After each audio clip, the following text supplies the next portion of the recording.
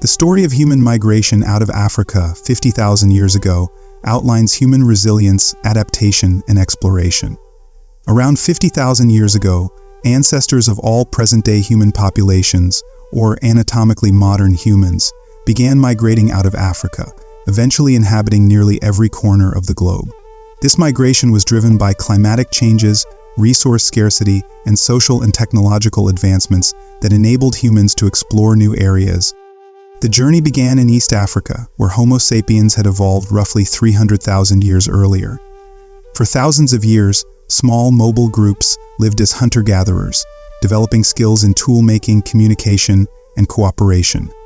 By 50,000 years ago, some groups began to move out of Africa, likely through the northeastern route via the Sinai Peninsula into the Levant. This migration was aided by improved climatic conditions, advanced tools, and symbolic communication, which gave these humans an advantage over species like Neanderthals. Upon entering the Levant, some groups moved eastward into Asia, while others ventured into Europe. These migrations were neither linear nor continuous, but occurred in waves, influenced by environmental changes such as glacial cycles. One major wave moved into Europe, where they coexisted and interbred with Neanderthals. This interaction left a genetic legacy that is still present in modern non-African populations. By 40,000, Homo sapiens had established themselves across much of Europe, developing distinct cultures and technologies. By this time, humans had already reached South Asia, Southeast Asia, crossed open seas to reach Australia 65 to 50,000 years ago. The Americas were the last major landmasses to be colonized by humans. Around 20 to 15,000 years ago, during the last glacial maximum, small groups of humans crossed the Bering Land Bridge from Siberia into Alaska. From there, they spread rapidly southward along the Pacific coast, and through interior corridors, they reached the southern tip of South America, marking the end of a journey that began in Africa tens of thousands of years earlier. In Europe, modern humans began arriving around 50,000 years ago, coexisting briefly with Neanderthals, who were already in decline. The harsh Ice Age climate forced these early humans to innovate, developing more efficient tools and hunting strategies for survival. By 30,000 years ago, cultures like the Eurasian had emerged, known for creating tools and weapons from stone, bone, and antler. Later cultures, such as the Gravidian and Magdalenian, adapted to changing climates and thrived for thousands of years, each characterized by unique tools, art, and traditions. During the Ice Age, Europe was a cold, dry grassland, home to animals like mammoths, reindeer, and bison. Early humans hunted these animals and gathered plants, relying on seasonal migrations of reindeer and salmon for sustenance. Shelters ranged from caves to constructed dwellings near rivers and springs. Art and symbolism became increasingly significant, with early humans creating beads, pendants, and cave paintings by 30,000 years ago. Famous sites like Lascaux and Altamira display detailed depictions of animals often linked to rituals or beliefs. Venus figurines suggest shared spiritual ideas, while Magdalenian art from around 20,000 years ago represents some of the most advanced symbolic expression of the era. As the Ice Age ended and large animals disappeared, humans adapted to new environments, developing innovative ways to record information and express themselves. These advancements in art and tools reflected their beliefs, stories, and social connections, shaping human life beyond mere survival. Before the Ice Age, Europe's population consisted of distinct groups, such as the Vesteni cluster in Central Eastern Europe and the Fornal cluster in the West.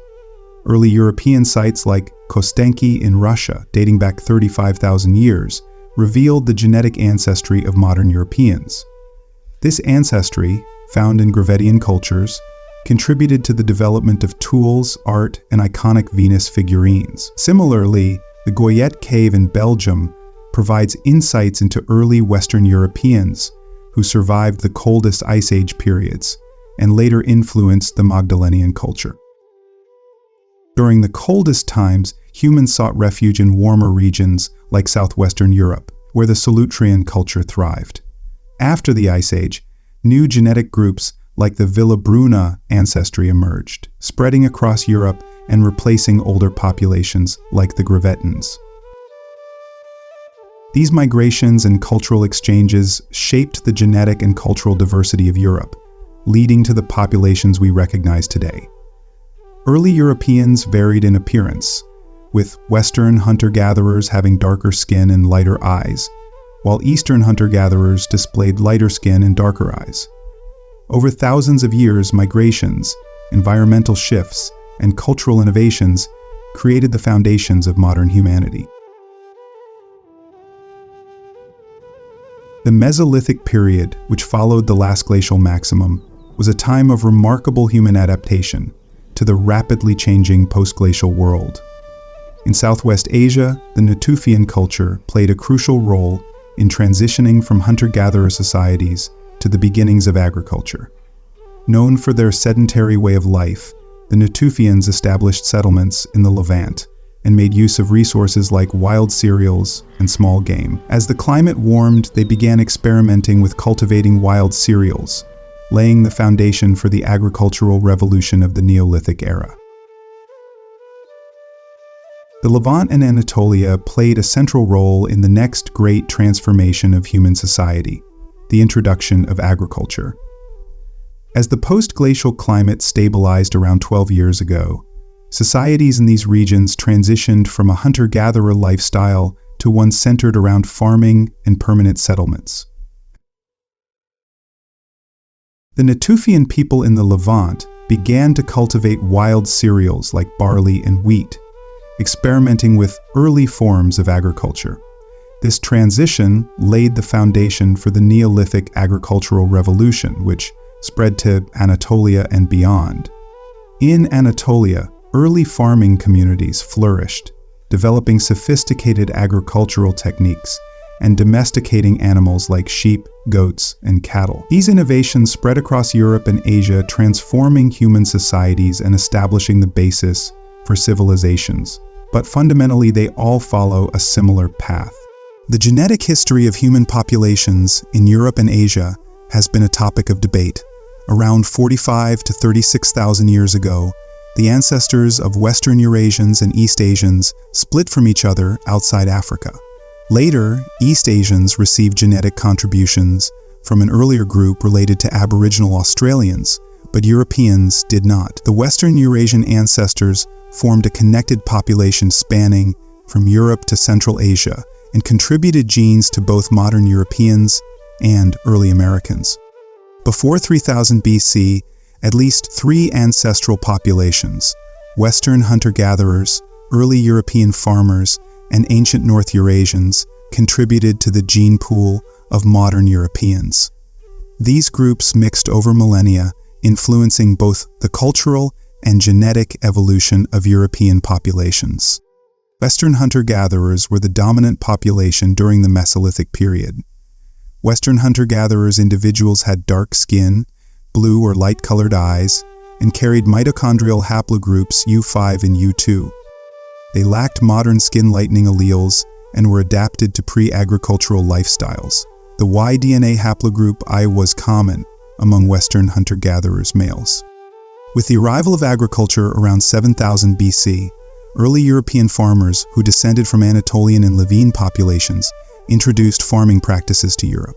These populations carried genetic markers such as mitochondrial haplogroup T2 and had lighter skin.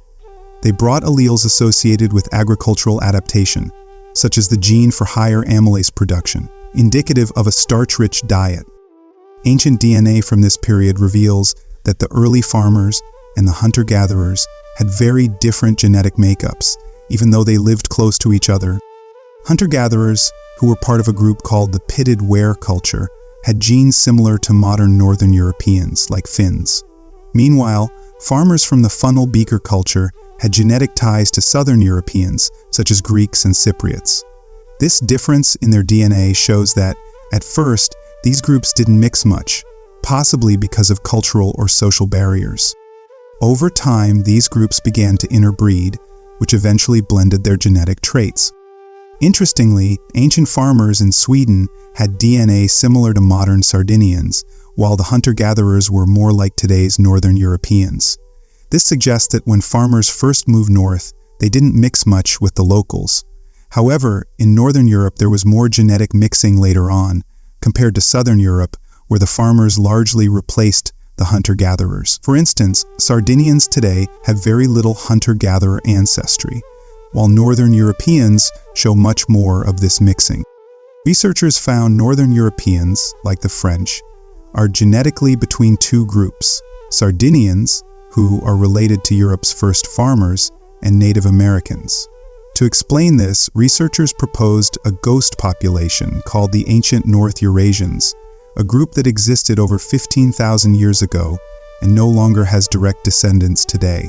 The DNA of a 24,000-year-old boy from Lake Baikal in Siberia perfectly matched this ghost population and provided a better genetic match than Native Americans. Ancient North Eurasian ancestry was introduced into Europe during the later stages of European prehistory. Ancient North Eurasian populations, like the Malta boy from Siberia, contributed genetic material to both hunter-gatherers and farmers. This ancestry likely arrived in Europe through migrations from the Pontic-Caspian steppe, where populations carried a mix of Western hunter-gatherers, ancient North Eurasian and Caucasus hunter-gatherer ancestry. This has been further supported by the discovery of a genetic link between the Yamnaya from the Eurasian steppe and later European populations like those in the Corded Ware culture. Modern Europeans are therefore a mixture of three ancestral groups, with significant genetic and cultural transitions occurring during the Neolithic and subsequent Bronze Age migrations. The Bronze Age, starting around 3000 BC, brought dramatic cultural changes. Around 3000 to 2500 BC, the pit grave, or Yamnaya culture, emerged in Eastern Europe, introducing new ideas about family, property, and identity. They spread rapidly across regions, from Hungary to the Ural Mountains. By 2800 BC, cultures like the Corded Ware, or battle axe, replaced the remaining Neolithic farming societies in parts of Europe, likely influenced by the pit-grave culture. The pit-grave culture from the Eurasian steppes marked the beginning of a transformative era. These ancient people embarked on vast migrations, traveling as far as 5,000 kilometers from the Altai Mountains in the east to southeastern Europe, including the Hungarian plain in the west. These movements significantly shaped the genetic and cultural foundations of future populations across Eurasia. The Yamnaya people were early adopters of a nomadic pastoralist lifestyle, moving seasonally with their herds of cattle, sheep, and possibly horses. This way of life allowed them to utilize vast grassland resources without depleting any single area, turning the challenging Eurasian steppe into a sustainable and productive homeland. Their mobility also facilitated the spread of early Indo-European languages, which would later form the basis of many modern European languages. Yamnaya communities lived in small temporary settlements, enabling them to adapt to seasonal grazing needs. Their herds provided food, clothing, and transport, ensuring a stable, sustainable way of life that supported large-scale migrations and human expansion across the steppes. The Yamnaya culture was first identified in 1907 by Gorodtsov, who excavated burial mounds, or tumuli, in northern Ukraine. These mounds reflected the evolving funerary traditions of the Bronze Age steppes. Gorodtsov differentiated between three types of burials. Pit graves were early, simple burial pits covered with mounds, marking the start of the early Bronze Age. Catacomb graves were Middle Bronze Age burials with side niches or tunnels in the grave pits. Timber graves, or shrubnaya, were late Bronze Age graves covered with wooden logs or reeds, showcasing resource adaptability. The Yamnaya burials were often marked by mounds ranging from 12 to 18 meters in diameter and around a meter in height. Burials featured contracted supine postures, red ochre sprinkling, and items like clay vessels, grinding stones, and occasionally bronze daggers. Their grave goods reflected a blend of local innovation and influences from cultures like Mycop. The Mycop culture, from the mid-4th millennium BC, known for its advanced arsenical bronze metallurgy and trade networks, played a crucial role in shaping the Yamnaya's technological and economic foundation. Innovations like wheeled vehicles and bivalve casting spread through this interaction, enabling the Yamnaya to enhance mobility, warfare, and trade. The Yamnaya society wasn't monolithic but consisted of diverse regional groups, each with distinct burial customs, pottery styles, and metalwork traditions. The North Pontic region was influenced by neighboring Balkan cultures, with evidence of arsenical bronze usage and fortified settlements like Mikhailovka. Don Volga region was at a cultural crossroads, blending local traditions with emerging Yamnaya elements. The Volga-Ural region was rich in copper resources, favoring pure copper tools over arsenical bronze. The Caspian region was nomadic, sparsely populated, and adapted to arid climates with simpler burial practices. The Lower Danube region reflected a mix of Yamnaya and local Neolithic traditions with Western cultural influences. Genetically, Yamnaya individuals showed remarkable homogeneity, likely stemming from a small founding population. Despite their genetic uniformity, their material culture varied widely, with regional artisans crafting distinct pottery and metalwork. The genetic makeup of the Yamnaya people reflects a blend of distinct ancestral lineages that shaped their unique identity. Studies of ancient DNA have revealed two major ancestral components. Approximately 50% of the Yamnaya genome is derived from Eastern hunter-gatherers, who inhabited the forested steppes of Eastern Europe and parts of Siberia during the Mesolithic period. This ancestry contributed significantly to the Yamnaya paternal lineages, especially some dominant cultural foundations, including a mobile, foraging lifestyle that later transitioned into pastoralism. The other half of the Yamnaya ancestry stems from Caucasus hunter-gatherers, who lived south of the steppes in the Caucasus Mountains. This ancestry likely came through admixture with populations living in the Caucasus Lower Volga region. The Caucasus hunter-gatherer component introduced mitochondrial haplogroups such as H and U, which were passed down maternally. The genetic infusion from Caucasus hunter-gatherers brought a cultural and technological influence, including early metallurgy and agricultural practices. While the majority of the Yamnaya genetic makeup comes from Eastern hunter-gatherers and Caucasus hunter-gatherers, minor influences from Western hunter-gatherers and Anatolian farmers have been noted in some studies. These traces suggest interactions with neighboring communities, though they were not as significant in shaping the Yamnaya's primary genetic profile. This unique genetic blend underpinned the Yamnaya's success as pastoral nomads and their ability to rapidly expand across the Eurasian steppes. Their mobility and social organization allowed them to dominate vast territories, spreading their genetic material and possibly early Indo-European languages across Europe, Central Asia, and South Asia. The Yamnaya migrations, starting around 3100 BC, likely stem from a combination of factors. While they practiced seasonal movements, their large-scale expansions were influenced by environmental changes, resource needs, and interactions with neighboring cultures. The legacy of the Yamnaya people lives on, not just in their burial mounds scattered across the steppes, but in their profound impact on the genetic, linguistic, and cultural heritage of Europe and beyond. Their innovations in mobility and metallurgy laid the groundwork for the complex societies that would follow in the Bronze Age world. The Yamnaya culture represents a pivotal chapter in the history of the Eurasian steppes. These early herders brought significant changes to human societies, blending mobility, innovation, and cultural exchange to create a way of life that profoundly influenced the regions they touched. Unlike earlier herders, the Yamnaya may have been the first true nomads of the Eurasian steppes. By focusing on cattle, sheep, and horses, they began utilizing untapped grasslands, transforming these vast landscapes into sustainable grazing grounds. This mobility required advanced social structures to manage land, coordinate group movements, and maintain clan connections. It also demanded practical skills like horse handling and wagon maintenance, which enabled them to travel great distances. The Yamnaya lifestyle was shaped by its environment. Poor soils and limited rainfall made farming impractical, so they relied on livestock for survival. Their diet, rich in animal products, is revealed through modern scientific techniques, such as analyzing isotopes in bones and studying dairy proteins in dental plaque. Evidence from Yamnaya graves shows a focus on sheep and goats, which were easier to move than larger cattle, and the absence of grains confirms they did not practice agriculture. The discovery of horse milk proteins in their remains even marks the earliest evidence of horse milking. The invention of the wagon around 3500 BC, coupled with horseback riding, revolutionized their mobility. Wagons powered by oxen carried heavy loads like tents and food, while horseback riding allowed for swift travel and efficient herd management. Some researchers believe wagons symbolized status, but they undoubtedly enabled herders to access new pastures and resources. The domestication of horses played a crucial role in their success. Evidence from sites like Botai in northern Kazakhstan shows that horse domestication began as early as 3500 BC. Over time, the Yamnaya incorporated horses into their culture, using them for riding, milking, and rituals.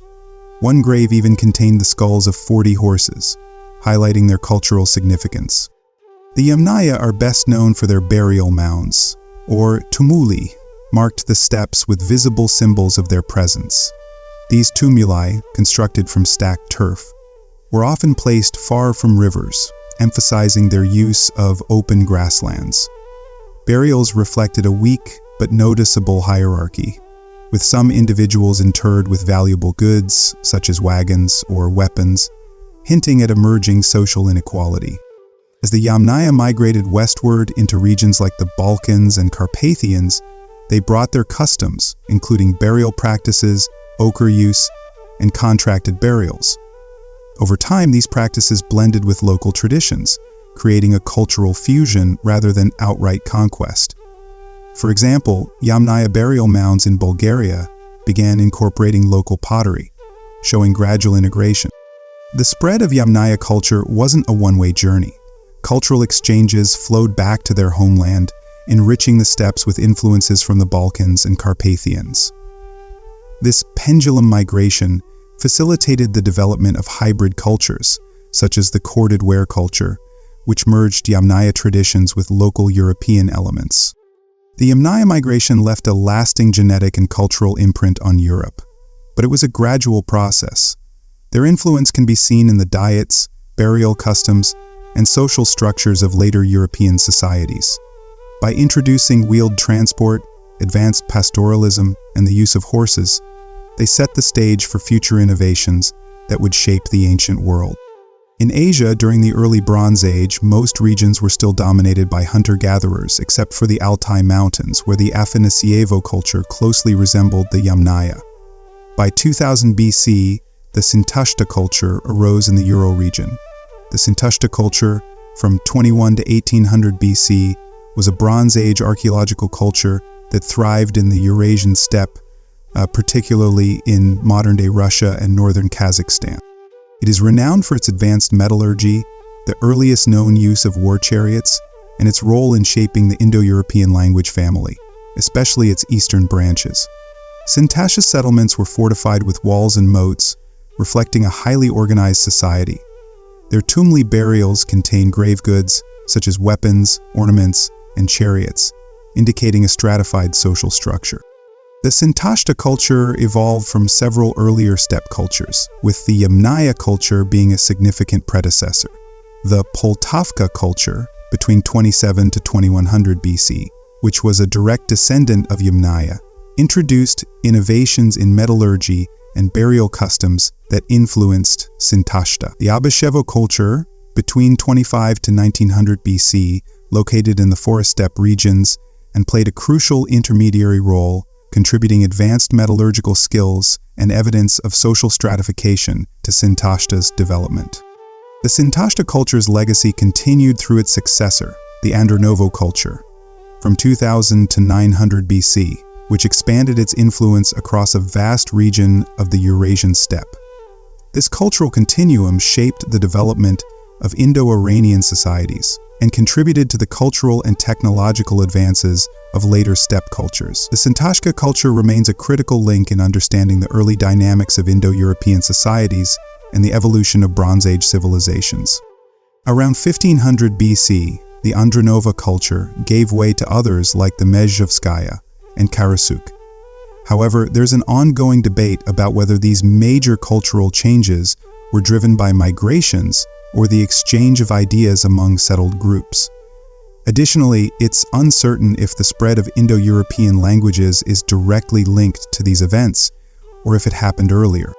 During the Bronze Age, Europe was genetically diverse. While the populations in Northern and Central Europe were a mix of earlier hunter-gatherers and Neolithic farmers, they started to include Caucasian genetic material at the beginning of the Bronze Age. This genetic shift matches the spread of the Yamnaya culture from the Pontic-Caspian steppe into Europe. This mixture created the people of cultures like the Corded Ware. These cultures showed different levels of genetic connection to the Yamnaya, with the highest in the Corded Ware culture, intermediate in Central European bell beakers, and lowest in Hungary. Studies show that the Caucasian genetic component found in Bronze Age Europe likely came from the steppe, not from the southern Caucasus. This is evidenced by ancient DNA from ancient individuals across Europe, covering a period from the Mesolithic to the Iron Age, which suggests that populations from the Eurasian steppe migrated into Europe during this time. The Y chromosome haplogroups, which are common in modern Europeans, spread across Europe after 3000 BC. Over time, the gene pools of early European farmers, originally distinct from hunter-gatherers, mixed significantly, especially with the arrival of steppe populations. The ancient DNA highlights how the emergence of the Corded Ware culture was not just a cultural exchange, but the result of migration. The steppe populations brought new genetic traits that reshaped Europe's genetic makeup. In southern Europe, such as in Italy, the Copper Age Remodello culture didn't show this Caucasian genetic influence, indicating it was either unaffected by the Yamnaya or developed before their migration into the region. The genetic link between the Corded Ware and Sintashta cultures suggests they share similar ancestry, which challenges earlier ideas that the Sintashta came from Asia or the Middle East. The presence of Neolithic farmer genes in both cultures supports the idea that the Sintashta may have come from a migration of Corded Ware people or a common earlier steppe population. The Bronze Age in Asia was marked by major migrations and population changes. The Afanasievo culture, which appeared in the Altai-Sayan region during the early Bronze Age, is genetically very similar to the Yamnaya, confirming that the Yamnaya people expanded eastward across the steppe, in addition to their migration west into Europe. This created a genetic link that stretched from Siberia to Scandinavia. In Central Asia, the Andronovo culture, which emerged later in the Bronze Age, was closely related to the Sintashta culture, but distinct from both the Yamnaya and Afanasievo cultures. The Andronovo culture can be seen as an extension of the Sintashta gene pool. Towards the end of the Bronze Age, the Andronovo culture was replaced by the Karasuk, Mezhovskaya, and Iron Age cultures. These later cultures were more ethnically diverse, showing genetic mixing with East Asians, but still maintained a higher level of West Eurasian ancestry compared to present-day populations in the region.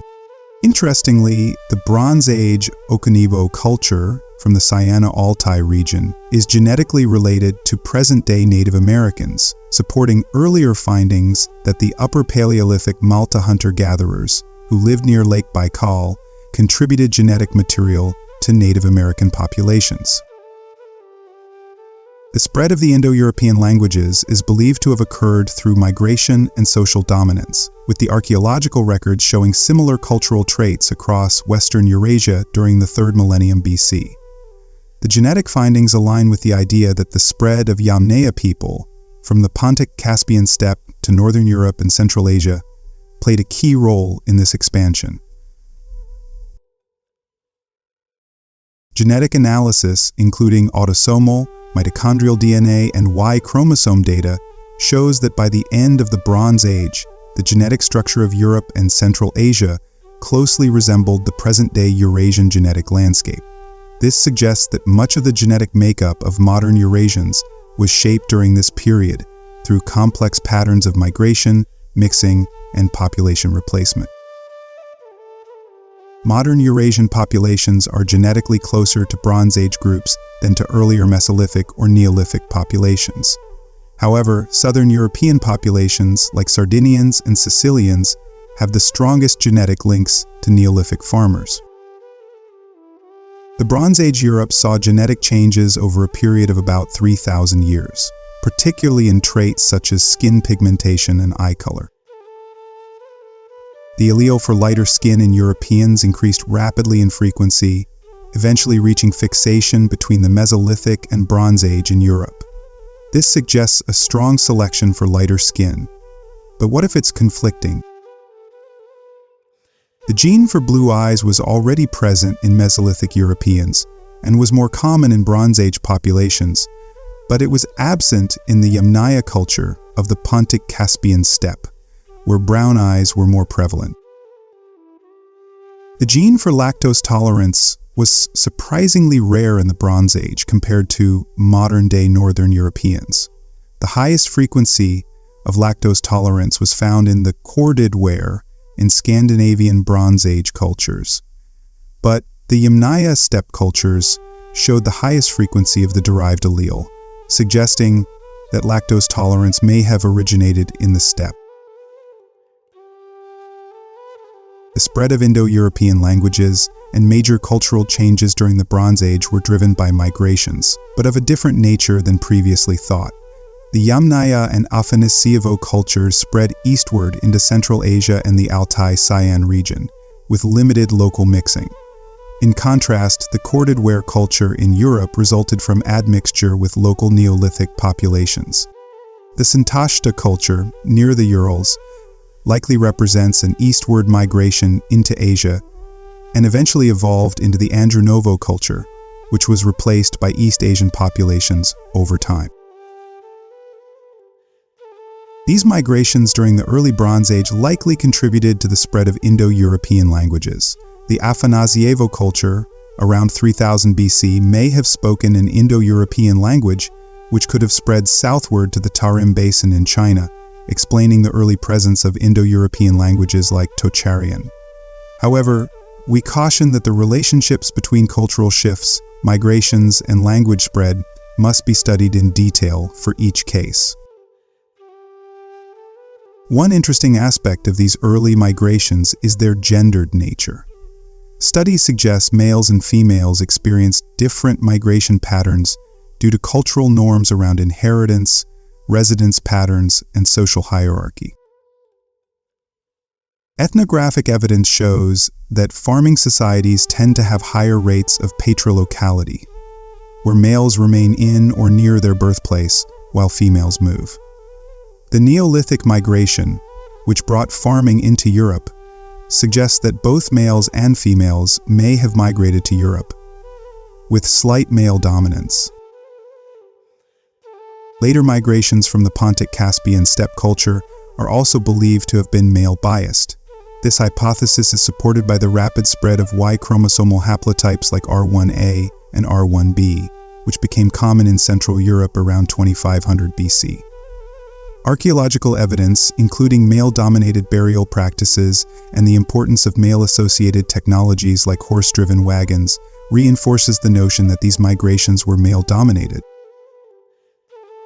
The genetic data supports the idea that while the Neolithic migration involved both sexes, the migration from the Pontic-Caspian steppe was overwhelmingly male-biased, shaping the demographic structure of Europe in significant ways during the Neolithic and Bronze Age periods. There are also regional differences in the presence of Yamnaya ancestry in Europe. Northern Europe has higher levels of Yamnaya ancestry, while Southern Europe has lower levels. All European populations can be modeled as a mixture of Western hunter-gatherers, early Neolithic farmers, and Yamnaya, although some outlier populations show additional mixing with populations from Siberia and the Near East. While ancient DNA cannot directly confirm the languages spoken by pre-literate populations, it offers insights into migratory processes that align with theories about Indo-European dispersals. Genetic research challenges the Anatolian hypothesis, which suggests that Indo-European languages spread from Anatolia with the first farmers, and supports the steppe hypothesis, which posits that early Indo-European languages spread from pastoralists of the Eurasian steppe, particularly through the Yamnaya and Corded Ware cultures.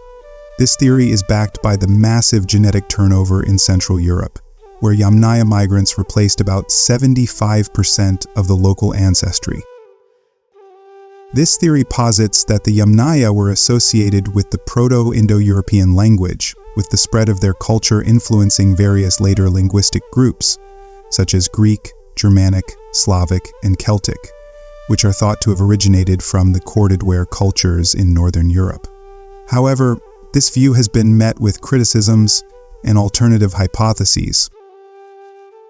Some scholars argue that not all Indo-European languages trace back to the Yamnaya, suggesting that the Yamnaya may represent the origin of only some of the Indo-European subfamilies, such as Indo-Iranian, rather than the Proto-Indo-European language itself. But this would imply that the spread of Indo-European languages across Northern Europe cannot be directly attributed to the Yamnaya migration. The challenge lies in the differences between the Yamnaya culture and the Corded Ware culture, which are seen as distinct in their burial practices, material culture, and social structures.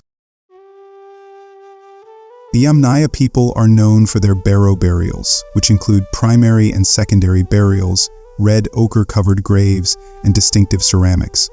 In contrast, the Corded Ware culture, though geographically overlapping with the Yamnaya, had different burial customs, pottery, and a preference for stone battle axes. These differences suggest that while there might have been some cultural exchange, the two cultures were distinct, and the Yamnaya did not directly influence the Corded Ware cultures to the extent that some genetic studies suggest. Furthermore, the timing of the breakup of the Proto-Indo-European language, based on glottochronology and cladistics, ranges from the 7th to 5th millennium BCE. Glottochronology is a method in linguistics that estimates the time of divergence between two languages or dialects. This is done by analyzing the core vocabulary shared by languages and calculating how much of it has remained unchanged over time. This suggests a long and complex evolution of the Indo-European languages, making it unlikely that a single migration event, such as that of the Yamnaya, could explain the linguistic diversification across Europe. Therefore, while the steppe migration theory is influential, it remains a matter of ongoing debate, and the relationship between genetics, language, and culture is more complex than initially thought. The development of Indo-European languages and cultures likely involved multiple waves of migration and interactions between different groups over millennia, making it difficult to pinpoint a single origin for the language family. Recent studies challenge the notion that the Yamnaya people directly spoke the Proto-Indo-European language. Radiocarbon dating has shown that the Yamnaya culture persisted until around 2600 BC, with its derivative cultures, like the Poltavka and catacomb cultures, emerging around the same time. This leaves a significant temporal gap, approximately 2.5 millennia, between the decline of the Yamnaya culture. This gap casts doubt on the idea that the Yamnaya spoke Proto-Indo-European, as the breakup of a language typically precedes the disintegration of the associated culture. The Corded Ware cultures, which arose in the early 3rd millennium BC, seem to be contemporaneous with the Yamnaya culture. Interestingly, genetic studies reveal that the steppe genetic influence in the Corded Ware cultures is most pronounced in Northern Europe, gradually decreasing towards the south in regions like Hungary, where the western edge of the Yamnaya culture existed. This suggests that the genetic contributions to both the Yamnaya and Corded Ware cultures may have originated from a shared Northern European source, not necessarily from the southeastern steppes.